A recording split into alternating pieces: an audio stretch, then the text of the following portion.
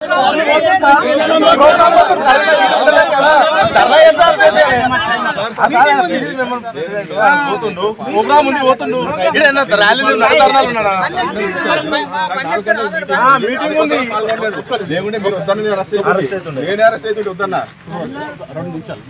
తెలుసు సార్, నేను డిఎస్పీ గారితో ఎస్పీ గారితో 100 సార్లు మాట్లాడినా.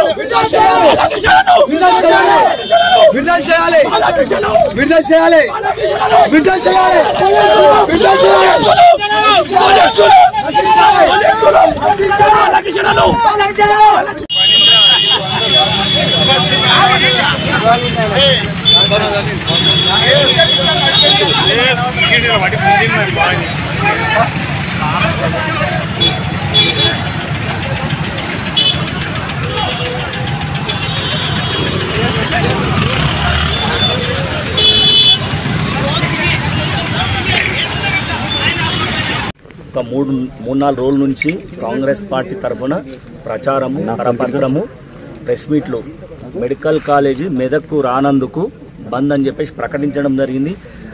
ఈ బంద్లో వ్యాపార వర్గాలు, వాణిజ్య వర్గాలు, కార్మికులు, శ్రామికులు, కుల సంఘాలు, ఉద్యోగ సంఘాలు, మిగతా సంఘాలన్నీ కూడా మాకు మద్దతు తెలియజేసి స్వచ్ఛందంగా బంద్ చేసిర్రు. వాళ్ళందరికీ కూడా కృతజ్ఞతలు తెలియజేస్తున్నాను. ఏది కానీ పోరాటం చేస్తేనే వస్తుంది. మనం ఇవాళ పోరాటం చేసింది మెడికల్ కాలేజ్ గురించి పోరాటం చేసినాం. నిజాంపేట మండల కేంద్రం గురించి కాంగ్రెస్ పార్టీ పోరాటం చేసింది, మండల కేంద్రం అయింది. రామాయంపేట రెవెన్యూ డివిజన్ గురించి కాంగ్రెస్ పార్టీ పోరాటం చేసింది, రెవెన్యూ డివిజన్ ఏర్పడ్డది. అంటే ఏది కానీ పోరాటం చేస్తేనే వస్తుంది. మనం ఇంట్లో కూర్చుంటే రాదు. ప్రజల అభిష్టం మేరకు, ప్రజల కోరికల మేరకు, ఇక్కడ మెదక్ జిల్లా ప్రజల ఏం ఆలోచనలు ఉన్నాయి, ఏం కోరికలు ఉన్నాయి, వాళ్ళ వసతులు ఏమి కావాలి, అవన్నింటినీ కూడా దృష్టిలో పెట్టుకొని కాంగ్రెస్ పార్టీ ప్రజల తరఫున ప్రతి విషయంలో పోరాటం చేస్తుంది. ఇవాళ ఏడపాయల నిధులు అవి మంజూరైనవి, ఎందాకస్తో తెలివే కానీ ఆ ఏడపాయల నిధులు రావడం కూడా అది కాంగ్రెస్ పార్టీ పోరాటం వల్ల, కాంగ్రెస్ పార్టీ యొక్క ఉద్యమం వల్లనే ఆ 100 కోట్లు రిలీజ్ అని చెప్పేసి మీ అందరికీ తెలియజేస్తున్నా. ఇంకోటి ముఖ్యంగా తెలంగాణ ఏర్పడ్డ తర్వాత 18 ఆఫీసులు మెదక్ నుంచి సిద్దిపేట తరలించబడ్డాయి. దానికి ఓన్లీ ప్రధాన కారణము మెదక్ ఎమ్మెల్యే మెతక వైఖరి, మెదక్ ఎమ్మెల్యే సిద్దిపేట ద్వారా బానిస మనస్తత్వానికి మాత్రమే అని చెప్పి చెప్తున్నా. మెదక్ను పాలించడం ఆమెతో చేత కాదు. ఆమె అసలు ఇంట్లో ముదురుకొని పండుకోవాలని చెప్పేసి అంటే ఎందుకంటే ప్రజలందరూ గొంతు దాకా వచ్చింది వాళ్ళ మీద వ్యతిరేకత. ఎందుకు అని చెప్పి ఇవన్నీ చూస్తున్నాం. ప్రతి ఒక్క ఆఫీస్ పోతుంది, ప్రతి ఒక్క నీళ్లు పోతున్నాయి, నిధులు పోతున్నాయి, నియామకాలు పోతున్నాయి. ఈ ఆఖరికి రోడ్ ఒక్కటి ఉంది మెదక్లో, అన్నికి ఆఫీసులు కాలేని రోడ్ ఒక్కటి ఉంది. ఆ రోడ్డు కూడా సాప చుట్టొచ్చినట్టు చూడితే హరీష్ రావు సాబ్ అది కూడా సిద్దిపేట రోడ్డు తీసుకుపోతుండే. ప్రజలందరూ అందే అంటారు, ఇది ఒక్కటి మిగిలింది అయినా ఇది కూడా సాప చుట్టినట్టు చూసి తీసుకుపోతాడు హరీష్ రావు అని చెప్పేసి అంటారు. మనం మెదక్ ప్రజలందరికీ కూడా విజ్ఞతతో ఆలోచించండి. ఎమ్మెల్యే చేతగానితనం వల్ల ఇవాళ మన మెదక్లో మెడికల్ కాలేజ్ ఏర్పడట్లేదు. వాళ్ళు కళ్ళబొల్లి మాటలు చెప్తుర్రు. జ్ఞానులు అజ్ఞానులు విజ్ఞానులు అని మాట్లాడుతున్నారు. తెలివితోటి మీరు మాట్లాడాలి. అజ్ఞానులు మీరా మేమా అనేది 2022లో పాలాభిషేకం చేసిర్రు, కటౌట్లు కట్టిర్రు, పటాకులు కాల్చిర్రు, గజమాలలు వేసిర్రు, నూతన పెళ్లి కొడుకు లెక్క మెదక్కు స్వాగతించిర్రు. ఇదే జూనియర్ కాలేజ్లో పెద్ద సభ ఏర్పాటు చేసిర్రు. సభలో మెడికల్ కాలేజ్ వచ్చింది అని చెప్పి చెప్పిండు. 2022 అయింది, అసెంబ్లీలో ప్రకటించిండు. అసెంబ్లీలో ప్రకటించిన దానికి దిక్కు లేదు. ఇంకా నువ్వు ఏం చేస్తావు? అంటే మీరు అజ్ఞానులు, మీరు బీఆర్ఎస్ పార్టీ వాళ్ళు.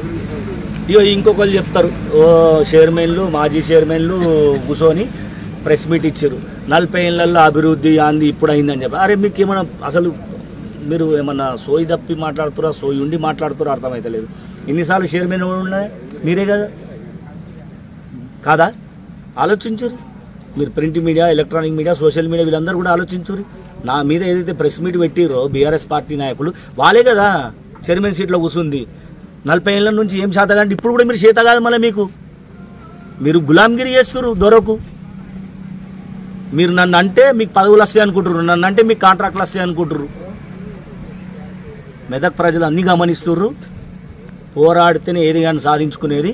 మెడికల్ కాలేజ్ విషయంలో కూడా ఇంకా పోరాటం చేస్తాము. ఖచ్చితంగా ఈ నెల రోజుల, ఎందుకంటే ఈ 3 నెలలు అయితే వీళ్ళది అయిపోతుంది, ముందర పడిపోతే క్లోజ్ అయిపోతుంది. అప్పటి వరకు శాంక్షన్ చేస్తే చేయని, అంటే మంజూరు చేయడం కాదు, అడ్మిషన్స్ కావాలి. లేదు అంటే కాంగ్రెస్ ప్రభుత్వం వచ్చినాక ఖచ్చితంగా మా దాంట్లో ఎవరు సీఎం అయినా first Medak medical college sanction చేపిస్తా అని చెప్పేసి ఒక అఫీషియల్ స్పోక్స్ పర్సన్గా మీ అందరికి తెలియజేస్తున్నాను. మీ అందరికి కూడా కృతజ్ఞతలు తెలియజేస్తున్నాను. ఎందుకంటే మీరందరూ చాలా కష్టపడి, అంటే మార్నింగ్ నుంచి విజువల్స్ తీసుకోవడం కానీ, ఈవెన్ టిఫిన్ చేయకుండా చాయ్ తాగకుండా మీరందరూ ఇది చేసిన పత్రికా మిత్రులకు, ఎలక్ట్రానిక్ మీడియా సోదరులందరూ కూడా నమస్కారాలు తెలియజేస్తున్నాను. జై కాంగ్రెస్. ప్రశ్నిస్తూ కాంగ్రెస్ పార్టీ బంధు పిలిపివ్వడం జరిగింది. దీంట్లో వాళ్ళని ఏదో కించపరచాలని కాదు, మేము ఇప్పుడు డిమాండ్ చేస్తుంది ఏంటంటే ఖచ్చితంగా మెదక్ పట్టణ అభివృద్ధి జరగాలి. మెదక్ పట్టణం అభివృద్ధి అయితే కాంగ్రెస్ పార్టీ నాయకుల పిల్లలు, కార్యకర్తలు వాళ్ళకు సీట్లు రావు, ఎంబీబీఎస్ సీట్లు రావు, మేము చదువుకునేది ఏం లేదు. మెదక్ పట్టణ ప్రజలందరూ బాగుపడతారు కాబట్టి ఖచ్చితంగా మెదక్ ఆత్మగౌరవం కోసం మేము పోరాటం చేస్తున్నాం. ఎట్టి పరిస్థితుల్లో మెదక్ కాలేజీని, మెదక్ మెడికల్ కాలేజీని అందులో పెట్టాలి. ఇప్పుడు ఇచ్చే 23లో ఏవైతే 9 కాలేజీ ఇస్తారో మెదక్ కాలేజీని కూడా పెట్టాలని కోరుతున్నాం.